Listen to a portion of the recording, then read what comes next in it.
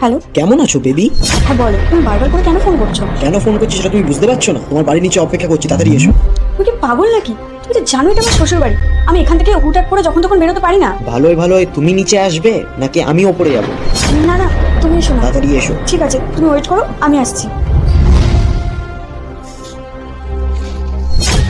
আরে তুমি তুমি কখন আসলে? এই তো সবে এলাম। ও, কোথাও বেরোচ্ছ নাকি? আমি হ্যাঁ, ওই নিচে একটা পার্সেল এসেছে, ওটা রিসিভ করতে যাচ্ছি। তুমি এসো না, বসো, ফ্রেশ হও, আমি এসেই চাটা বানিয়ে নিচ্ছি। ঠিক আছে।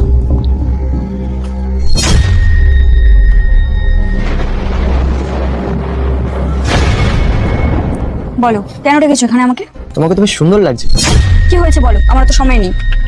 আমার কাছ থেকে টাকা নিয়ে ফুর্তি করে এখন অন্য একটা ছেলেকে বিয়ে করে বেশ সুখে সংসার করছো।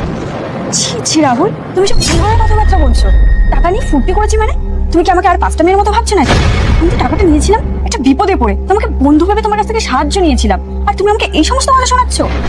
দেখো, আমি কিন্তু তোমাকে বন্ধু ভাবিনি। আমি ভেবেছিলাম আমরা সারা জীবন একসাথে থাকবো, একসাথে সংসার করবো, কিন্তু তুমি আমাকে চিট করেছো। চিট করেছি মানে? আচ্ছা, আমি কি তোমাকে কখনো বলেছি যে আমি তোমাকে ভালোবাসি, বা আমি এরকম কথা দিয়েছি যে আমি সারাটা জীবন তোমার সাথে থাকবো? দেখো, আমি অত কথা শুনতে চাই না। তোমার হাতে আর 5টা মিনিট টাইম আছে, নয়তো তুমি আমায় টাকা দাও, নয়তো আমার সাথে চলো, অ্যাফেয়ার রাখো, যেরকম সবাই রাখে আজকাল। আর না হলে আমি তোমার হাজবেন্ডকে গিয়ে সব সত্যি কথা বলে দেবো। তুমি সব কি ধরনের কথা বলছো বলো তো? তুমি তো জানোই এই কিছুদিন হলো আমার বিয়ে হয়েছে, আর আমি যে কারণে টাকাগুলো তোমার থেকে নিয়েছিলাম তুমি তো জানো আমি ফুর্তি করার জন্য টাকাটা মোটেও নিইনি। আমার বাবা অসুস্থ, উনি এখনো সুস্থ হননি, আর আমি টাকাগুলো কোথায় পাবো এত তাড়াতাড়ি? তুমি অন্তত পক্ষে আমাকে কিছুদিন সময় দাও। আমি আর একটা মিনিটও সময় দেবো না তোমাকে। নয় তুমি আমাকে টাকা দেবে, আর নয় আমি যাবো।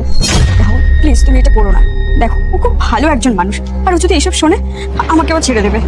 আমি তো এটাই চাই, ওর সাথে তোমার ডিভোর্স হয়ে গেলে আমরা দুজন একসাথে সংসার করতে পারবো। তুমি যদি চাও তোমার মা বাবা সারা জীবন সুস্থ থাকুক, তাহলে এই ভিডিওটিতে লাইক করুন, সাবস্ক্রাইব করুন এবং কমেন্ট বক্সে লাল দিয়ে পাঠিয়ে দিন। আমি তোমার মা বাবার কোমর বাড়িয়ে দেব। ছাড়ো, কি কি বলছো তুমি এসব? হ্যাঁ, আমি জীবনে কোনোদিনও তোমার মতো একটা ছেলের সাথে যাবো না। তুমি যে এত নিচ মানসিকতার মানুষ আমি এটা কখনো ভাবিনি। তুমি এখানে ওয়েট করো, আমি দেখছি কি করা যায়।